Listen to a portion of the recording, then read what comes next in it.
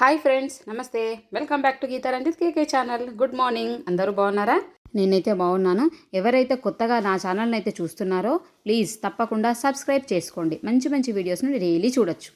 నేనైతే ఇక్కడ దేవుడి పాత్రలను ఎలా వాష్ చేస్తాను అనేది చూడండి. ఇన్ని వారం రోజుల తర్వాత కూడా పాత్రలు అనేవి చక్కగానే ఉంటాయి, అసలు కలర్ మారకుండా ఉంటుందన్నమాట. సో దీనికోసం నేనైతే చింతపండును వాడతాను. ఇలా చింతపండుతో మనం ఫస్ట్ రాసుకుంటే సరిపోతుంది. తర్వాత మళ్ళీ ఏం యూజ్ చేస్తానో చూడండి. నేనైతే ఇక్కడ ఫస్ట్ చింతపండు నానబెట్టుకున్నాను కదా, దాన్ని ఇలా రాస్తున్నాను. చూడండి, రాస్తుంటేనే ఎంత మంచిగా అవుతుందో చూస్తున్నారా? అసలు చూడండి ఎంత బాగా పోతుందో.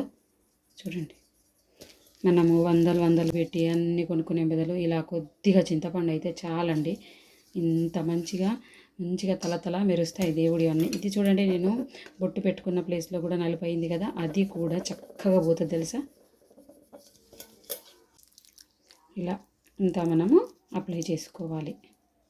ఇలా అన్నింటినీ కూడా మనము ముందుగా చింతపండుతో చక్కగా ఇలా రాసుకొని పక్కన పెట్టుకోవాలి. నేనైతే ఇక్కడ చేతితోనే తోముతున్నానండి. ఒకవేళ ఎవరికైనా చేతితో కడగడం ఇబ్బంది అనిపిస్తే మీరు స్క్రబ్బర్ కూడా యూజ్ చేసుకోవచ్చు. నేనైతే ఇక్కడ హ్యాండ్ తోటే చక్కగా గిన్నెలు, దేవుడి పాత్రలన్నీ కూడా శుభ్రం చేస్తానన్నమాట. మనము కొద్దిగా చింతపండు నానబెట్టుకుంటే చాలు. లేదు ఇంకెక్కువ జిడ్డుగా గనక మీకు దేవుడి పాత్రలు ఉంటే కొంచెం వేడి నీటిని మీరు ఫస్ట్ వేడి నీటిలలో వేసి తీయండి, జిడ్డంతా పోతుంది కదా. తర్వాత మీరు చింతపండుతో కనుక తోమినట్లయితే ఇంకా మంచిగా, అంటే జిడ్డు లేకుండా కూడా ఉంటాయి. మేము వారము క్లీన్ చేసుకునే వాళ్ళకైతే జిడ్డు అనేది పెద్దగా ఉండదు. ఏమున్నా కలర్ మాత్రం షేడ్ అవుతాయి కాబట్టి చింతపండుతో తోమితే సరిపోతుంది. బట్ అంటే టైం కుదరని వాళ్ళు, ఉద్యోగస్తులు, అట్లాంటి వాళ్ళకు వీలు కాదు కదా పాపం. అలాంటి వాళ్ళు మాత్రం కొద్దిగా వేడి నీటిలో వేసి తీసి తర్వాత మీరు చింతపండుతో తోముకోండి. అప్పుడు మీకు జిడ్డు అనేది లేకుండా ఉంటుంది. ఈ విధంగా ఇత్తడి పాత్రలు, అలాగే రాగి పాత్రలు, వెండి పాత్రలు ఏవైనా సరే చక్కగా షైనీగా మెరుస్తాయి. మనం ఫస్ట్ అయితే ఇలా చింతపండుతో చక్కగా అంతా మనం ఈ విధంగా రాసేసి పక్కన పెట్టుకోవాలి. నెక్స్ట్ మనం ఏం చేయాలంటే సబీనా పౌడర్ ఉంటుంది కదండి, ఆ సబీనా పౌడర్తో గనక మనం మళ్ళొక్కసారి వాష్ చేసినట్లయితే సూపర్ షైనీగా మెరుస్తాయండి. నేను ఇక్కడ మీకు లైవ్లో చూపిస్తున్నాను. ఎందుకంటే ఇది వాడండి, అది వాడండి, ఇట్లా వాడితే అవుతాయి అని చెప్పేసి మీరు వాడిన తర్వాత అవి కాకుండా ఉండడం అనేది మాత్రం అస్సలు లేదండి. 100% గ్యారంటీ ఇస్తున్నా. తప్పకుండా పాత్రలు ఎంత నలుపు ఉన్న పాత్రలైనా సరే, ఒకవేళ బాగా నలుపుగా ఉన్నట్లయితే ఒక టబ్బులో చింతపండును నానబేసుకొని తర్వాత నీళ్లు పోసి అందులో మీరు దేవుడి పాత్రలన్నీ వేసేసుకోండి. అంటే మనము ఇప్పుడు దీపావళి పండుగ కాబట్టి ప్రమిదలు, కుందులు అలాంటివన్నీ కొంచెం పైనుంచి తీసి మరీ వాష్ చేస్తూ ఉంటాం కాబట్టి అలా ఒకరోజు ముందు నానబెట్టుకోండి రాత్రి. మీరు మార్నింగ్ కనుక వాష్ చేసినట్లయితే ఈజీగా మీకు మురికంతా పోయి తెల్లగా అవుతుంది. ఇక్కడ నేను పాత్రలో సబీనా పౌడర్ వేసుకున్నాను. మనం చింతపండును అప్లై చేసిన తర్వాత దానిపైననే సబీనాతో మీరు ఇలా రాయండి. చూడండి ఎంత షైనీగా మెరుస్తున్నాయి, చూసారా? మీకు ఇంత చక్కగా నేను లైవ్లోనే చేసి చూపిస్తున్నానండి. చూడండి ఎంత బాగా కనిపిస్తుందో.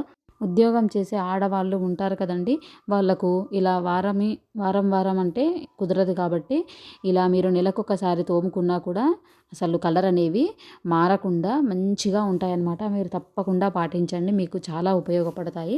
అయితే మీరు స్క్రబ్బర్తో కాకుండా జామ ఆకు ఉంటుంది తెలుసా, జామ ఆకుతో మీరు చింతపండును నానబెట్టి తోమినట్లయితే మీరు స్క్రబ్బర్ను ఉపయోగించకుండా దీంతో తోమండి. అట్లయితే షైనీగా మెరవడంతో పాటు చేతులు కూడా నల్లగా అవుతాయి అనుకునే వాళ్లకు ఆ ఆకుతో తోమితే చక్కగా పనిచేస్తుంది. స్క్రబ్బర్ అయితే మనకు ఈ ప్రమిదల పైన గీతలు పడే అవకాశం ఉంటుందన్నమాట. సో అందుకోసమే మీరు జామ ఆకునే స్క్రబ్బర్లా ఉపయోగించి పాత్రలను చింతపండుతో నానబెట్టేసుకొని తోముకోండి. చాలా బాగా ప్రకాశవంతంగా మెరుస్తాయండి. ఈ టిప్ తప్పకుండా మీరు పాటించండి.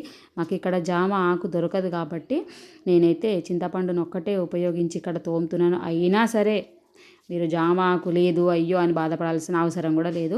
జామ ఆకు లేకున్నా కూడా ఇలా చింతపండు తర్వాత సబీనాను వాడి గనక దేవుడి పాత్రలన్నీ తోమినట్లయితే సూపర్గా మెరుస్తాయి. అన్ని పాత్రలు కడిగిన తర్వాత మీరు చూడండి ఎలా మెరుస్తున్నాయో. ఇంత చక్కగా మీకు లైవ్లో చూపిస్తుంటే అర్థమవుతుంది కదా ఎంత బాగా మెరుస్తున్నాయి అనే విషయము. కాబట్టి మీరు తప్పకుండా ఇలాగే దేవుడి పాత్రలను అయితే శుభ్రం చేసుకోండి. అన్నీ కడిగిన తర్వాత చూడండి ఎంత బాగున్నాయో. అయితే మనము ఇలా కడిగిన తర్వాత వీటన్నింటినీ కూడా చక్కగా ఒక పొడిగుడ్డతో 1-2 సార్లు తుడుచుకోండి. ఏ పాత్రలపైన కూడా తడి లేకుండా ఉండేలాగా చక్కగా తుడుచుకున్నట్లయితే మీకు అంటే చిన్న చిన్నగా డాట్స్ అనేవి పడి నల్లగా అవుతాయి కదా, సో అలా కాకుండా ఉంటుందన్నమాట. సో ఈ టిప్ మీకు నచ్చినట్లయితే పాటించండి. మరి ఇదండి ఈరోజు వీడియో. మరి ఈ వీడియో మీ అందరికీ నచ్చినట్లయితే నా ఛానల్ తప్పకుండా సబ్స్క్రైబ్ చేయండి, లైక్ చేయండి, అలాగే షేర్ చేస్తూ కామెంట్స్ కూడా పెట్టండి. మరొక మంచి వీడియోతో మళ్ళీ కలుద్దాం. Bye. Have a nice day. మీ గీతా రంజిత్, కేకే.